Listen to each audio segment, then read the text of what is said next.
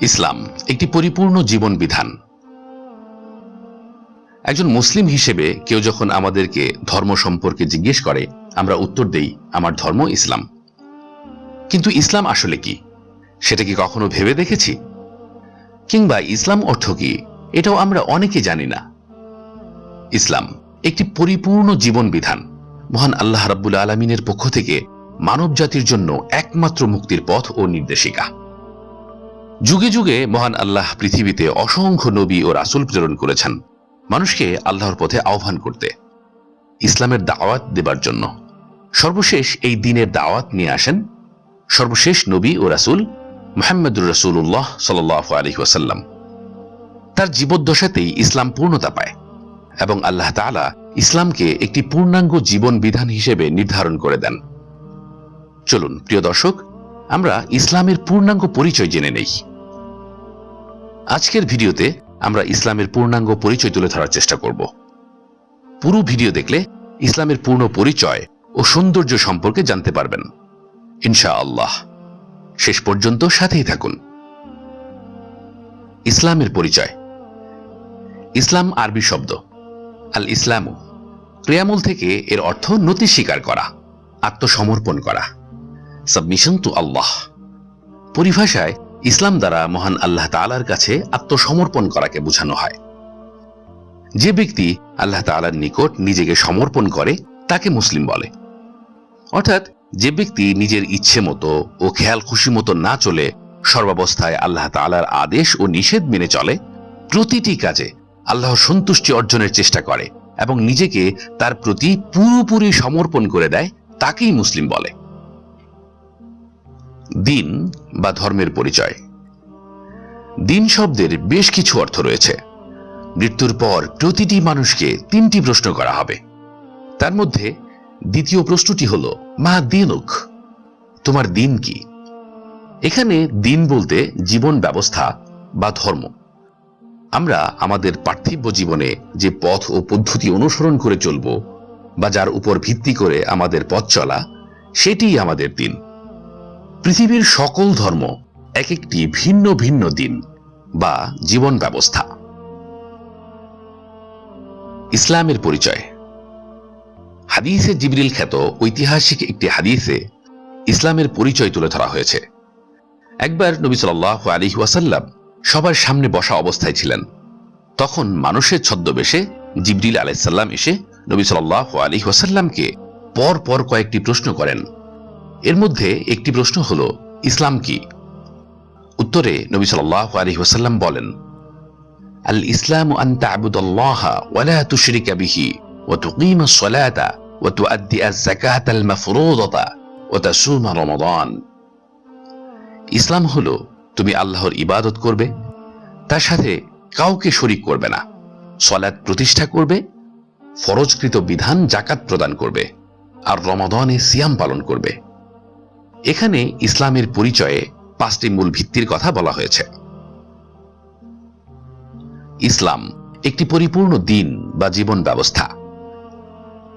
বিদায় হজের ভাষণে রাসূল সাল্লাল্লাহু আলাইহি ওয়াসাল্লামের প্রতি সবিশেষ ওহী ছিল দ্বীন হিসেবে ইসলামের পূর্ণতা নিয়ে। এ ব্যাপারে মহান আল্লাহ তাআলা বলেন, আল ইয়াউমা আকমালতু লাকুম দীনাকুম ওয়া আতমামতু আলাইকুম নি'মাতি ওয়া রাদিতু লাকুমুল ইসলাম দীনা। আজ আমি তোমাদের জন্য তোমাদের দ্বীনকে পরিপূর্ণ করে দিলাম এবং তোমাদের উপর আমার নিয়ামত পূর্ণ করলাম, আর তোমাদের জন্য ইসলামকে দ্বীন হিসেবে নির্বাচন করলাম। দ্বীন হিসেবে ইসলাম নবী সাল্লাল্লাহু আলাইহি ওয়াসাল্লামের মাধ্যমে পূর্ণতা পেয়েছে। কিয়ামত পর্যন্ত এটি অটল, অবিকৃত ও অবিচল থাকবে। আল্লাহ তাআলা মুমিনদের জন্য দ্বীন হিসেবে ইসলামকে নির্বাচন করে দিয়েছেন। তাই ইসলামের মধ্যে নতুন করে কোনো কিছু তৈরি, পরিবর্তন ও পরিবর্ধনের সুযোগ নেই। আর ইসলাম কিয়ামত পর্যন্ত একটি সার্বজনীন জীবন ঘনিষ্ঠ ও শাশ্বত দ্বীন হিসেবে বিবেচিত হবে। ইসলামই একমাত্র আল্লাহর মনোনীত দ্বীন। মহান আল্লাহ কর্তৃক বান্দাদের জন্য নির্ধারিত ও মনোনীত দ্বীন হল ইসলাম। ইসলামই একমাত্র দুনিয়া ও পরকালীন জীবনে মুক্তির পথ। এ ব্যাপারে মহান আল্লাহ ইরশাদ করেন, ইন্নাদ দীনা ইনদাল্লাহিল ইসলাম। নিশ্চয়ই ইসলামই আল্লাহর নিকট একমাত্র দিন। ইসলাম ছাড়া অন্য সকল মতবাদ বাতিল ও অগ্রহণযোগ্য।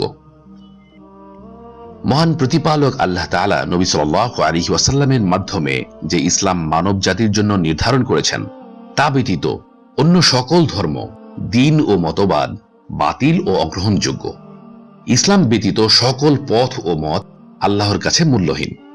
কোনো ব্যক্তির যত ভালো কর্মই হোক না কেন তা আর গ্রহণযোগ্য হবে না, আর আখিরাতে সে ক্ষতিগ্রস্ত হবে। এ ব্যাপারে মহান আল্লাহ তাআলা বলেন, ومن يبتغي غير الإسلام دينا فلن يقبل منه وهو في الآخرة من الخاسرين। আর কেউ ইসলাম ব্যতীত অন্য কোন দিন গ্রহণ করতে চাইলে তা কখনো তার নিকট থেকে গ্রহণ করা হবে না, এবং সে হবে আখিরাতে ক্ষতিগ্রস্তদের অন্তর্ভুক্ত। ইসলাম অর্থ আত্মসমর্পণ করা। যে ব্যক্তি ইসলাম তথা আত্মসমর্পণ করেছে তাকে মুসলিম বলা হবে। মুসলিম ব্যক্তি সর্বাবস্থায় আল্লাহর কাছে নিজেকে আত্মসমর্পণ করে চলবে। যুগে যুগে নবী ও রাসূলগণ এই সার্বজনীন দিন ইসলামের দাওয়াহ প্রচার করেছেন। পবিত্র কোরআনে নূহ আলাইহিস সালামের ব্যাপারে ইরশাদ হচ্ছে, তিনি বলেন, ওয়া উমিরতু আন আকুনা মিনাল মুসলিমিন। আর আমাকে আদেশ করা হয়েছে আমি যেন মুসলিমদের অন্তর্ভুক্ত হই।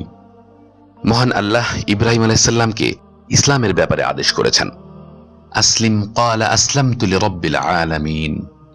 আপনি আত্মসমর্পণ করুন। তিনি বলেছিলেন, আমি বিশ্বজাহানের প্রতিপালকের কাছে আত্মসমর্পণ করলাম। মহান আল্লাহর আদেশ। পবিত্র কোরআনে মহান আল্লাহ বিশ্ববাসীদেরকে আদেশ করেছেন যেন মুসলিম না হয়ে কেউ মৃত্যুবরণ না করে।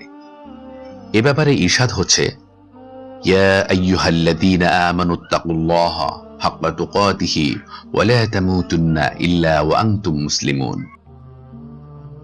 হে ঈমানদারগণ, আল্লাহকে যথাযথভাবে ভয় করো এবং মুসলিম না হয়ে মৃত্যুবরণ করো না। দিন হিসেবে ইসলামের সহজতা। আল্লাহ তাআলা মানব কল্যাণে তার সন্তুষ্টি অর্জনের পথ হিসেবে পূর্ণাঙ্গ জীবন বিধান ইসলামকে নির্বাচন করেছেন। পৃথিবীর সকল ধর্মের উপরে একমাত্র নিখাদ, সংশয়মুক্ত ও শাশ্বত ঐশী জীবন বিধান হল ইসলাম। ফলে ইসলামের কাছে পৃথিবীর সকল মানব সৃষ্ট ধর্ম পরাজিত। পৃথিবীতে বিদ্যমান কোনো ধর্ম বিকৃত হয়ে গেছে, কোনো ধর্ম নিছক মানুষের তৈরি, কোনো ধর্ম সম্পূর্ণ ভ্রান্তি ও অযৌক্তিক ধারণার উপর প্রতিষ্ঠিত। কিন্তু ইসলামের সত্যতা, শ্রেষ্ঠত্ব ও মাহাত্ম্য, সৌন্দর্য সবকিছুকে হার মানিয়েছে। মানব জীবনের সাথে সম্পৃক্ত প্রতিটি বিষয়ে রয়েছে ইসলামের সুস্পষ্ট নির্দেশনা, আছে জীবন ঘনিষ্ঠ ও অতুলনীয় বিধান। ইসলাম সকল প্রকার সমস্যা ও জটিলতা মুক্ত এবং সহজতর একটি দিন। মহান আল্লাহ ইরশাদ করেন, ইউরিদুল্লাহু বিকুমুল ইসরা ওয়া লা ইউরিদু বিকুমুল উসরা। আল্লাহ তাআলা তোমাদের ব্যাপারে সহজতা চান, জটিল ও কঠিনতা চান না। সকল প্রকার সংকীর্ণতা মুক্ত দিন। ইসলাম উদার ও মানবিকতা সম্পন্ন পূর্ণাঙ্গ দিন। কোনরূপ সংকীর্ণতা বা বাড়াবাড়ির জায়গা ইসলামে নেই। মহান আল্লাহ তাআলা বলেন, ওমা জাআলা আলাইকুম ফিদ-দীনি মিন হারাজ। তিনি দ্বীনের ব্যাপারে তোমাদের উপর কোনো সংকীর্ণতা বা কঠোরতা চাপিয়ে দেননি। মুসলিমগণ মধ্যমপন্থী জাতি। সকল প্রকার প্রান্তিকতা মুক্ত উদার ও মধ্যম পন্থাই হল শ্রেষ্ঠতম পথ। আল্লাহ তাআলা এই দিনকে একটি মধ্যমপন্থী দিন বানিয়েছেন, আর ইসলামের অনুসারীগণ হল উম্মাহর মধ্যমপন্থী ও সাক্ষ্যদানকারী জাতি। মহান আল্লাহ ইরশাদ করেন, ওয়াকাযালিকা জাআলনাকুম উম্মাতান ওয়াসাতান লিতাকুনু শুহাদা আলান নাস ওয়া ইয়াকুনার রাসূলু আলাইকুম শাহীদা। আর এভাবে আমি তোমাদেরকে এক মধ্যমপন্থী জাতিতে পরিণত করেছি, যাতে তোমরা মানব জাতির উপর সাক্ষী হও এবং রাসূল তোমাদের উপর সাক্ষী হতে পারেন। ইসলামের অনুসারীরা শ্রেষ্ঠতম জাতি। ইসলামের অনুসারীগণ তথা মুসলিম জাতি নিঃসন্দেহে পৃথিবীর সর্বশ্রেষ্ঠ জাতি এবং মানব কল্যাণে তাদের আত্মপ্রকাশ। এ সম্পর্কে আল্লাহ তাআলা বলেন, কুনতুম খায়রা উম্মাতিন উখরিজাত লিন-নাস, তোমরাই শ্রেষ্ঠ জাতি, মানব জাতির কল্যাণের জন্য যাদেরকে সৃষ্টি করা হয়েছে। প্রকৃতির ধর্ম হলো ইসলাম। আল্লাহ তাআলা এই বিশ্বজাহানকে সৃষ্টি করেছেন আপন কুদরতে। প্রকৃতিকে তিনি নিজের মতো করে সাজিয়েছেন আর ছেড়ে দিয়েছেন আপন অবস্থায়। প্রকৃতির দিন রাত্রি, আকাশ বাতাস, পৃথিবীর বুকে হাজারো সৃষ্টিকোল সবকিছু আপন গতিতে চলছে। এই প্রকৃতির নির্ধারিত ধর্ম বা নিজস্ব নেচার রয়েছে, আর সেটি হলো ইসলাম। পৃথিবীর সকল জড়বস্তু ও জীববস্তু আল্লাহর কাছে আত্মসমর্পণ করেছে বা ইসলামের উপর রয়েছে। এরপরেও যারা অবিশ্বাস করে এবং ইসলাম বাদ দিয়ে অন্য পথ তালাশ করে, তাদের প্রতি ধিক্কার জানিয়ে আল্লাহ তাআলা বলেন, আফাগায়রা দীনিল্লাহি ইয়াবগুনা ওয়া লাহু আসলামা মান ফিস সামাওয়াতি ওয়াল আরদ তাওআন ওয়া কারহান ওয়া ইলাইহি ইরজাউন। তারা কি আল্লাহর দ্বীনের পরিবর্তে অন্য দ্বীন তালাশ করছে, অথচ আসমান ও জমিনে যা কিছু রয়েছে স্বেচ্ছায় হোক বা অনিচ্ছায় হোক তারই অনুগত এবং তার নিকটেই ফিরে যাবে। প্রতিটি নবজাতক শিশুই প্রকৃতির ধর্ম ইসলামের উপর জন্মগ্রহণ করে। ইসলাম প্রকৃতির ধর্ম, তাই প্রতিটি নবজাতক শিশুই ফিতরাত বা প্রকৃতির ধর্ম অর্থাৎ স্বভাবগতভাবেই ইসলামের উপর জন্মগ্রহণ করে। পরে তাদের পিতামাতা ও পারিপার্শ্বিকতার কারণে ভিন্ন ধর্ম ও মতে দীক্ষিত হয়, কিন্তু আদতে প্রত্যেকের যাত্রা শুরু হয় ইসলামের উপর। রাসূল সাল্লাল্লাহু আলাইহি ওয়াসাল্লাম বলেন, প্রত্যেক নবজাতক শিশু ফিতরাত তথা ইসলামের উপর জন্মগ্রহণ করে, অতঃপর তার পিতা ইয়াহুদি, খ্রিস্টান অথবা অগ্নি উপাসকে পরিণত করে। এই হাদিসের ব্যাখ্যাকারীগণ লিখেছেন, এ থেকে প্রমাণিত হয় যে কোনো শিশুকে যদি জন্মের পর কোনো বদ্ধঘরে বা জঙ্গলে রেখে আসা হয়, তবুও সে প্রাপ্ত বয়সে উপনীত হলে তার রবকে ঠিকই চিনতে পারবে। আধুনিক বিজ্ঞানের স্বীকৃতি। University of Oxford's centre for anthropology and mind এর সিনিয়র গবেষক ডক্টর জাস্টিন বেলট এর নেতৃত্বে পরিচালিত 10 বছরের গবেষণা শেষে বলা হয়, শিশুদের কাছে কোনো কিছু কারণহীন বা অর্থহীন নয়। তাদেরকে এমনিতে রেখে দিলেও তারা বুঝে নিবে যে পৃথিবী এর ডিজাইনগুলো কারণ সর্বস্ব এবং কোনো বিজ্ঞ সত্তা এসব কারণের পেছনে আছেন। তিনি বলেন, যদি কয়েকটি শিশুকে মরুভূমিতে রেখে দেওয়া হয়, আমি মনে করি তারা গডকে বিশ্বাস করবে। আল্লাহ তাআলা আমাদের সবাইকে দ্বীনের সঠিক বুঝ দান করুন, ইসলামের পরিচয় ও মূল্য অনুধাবনের সুযোগ দিন ও আমাদেরকে দ্বীনের জন্য কবুল করুন।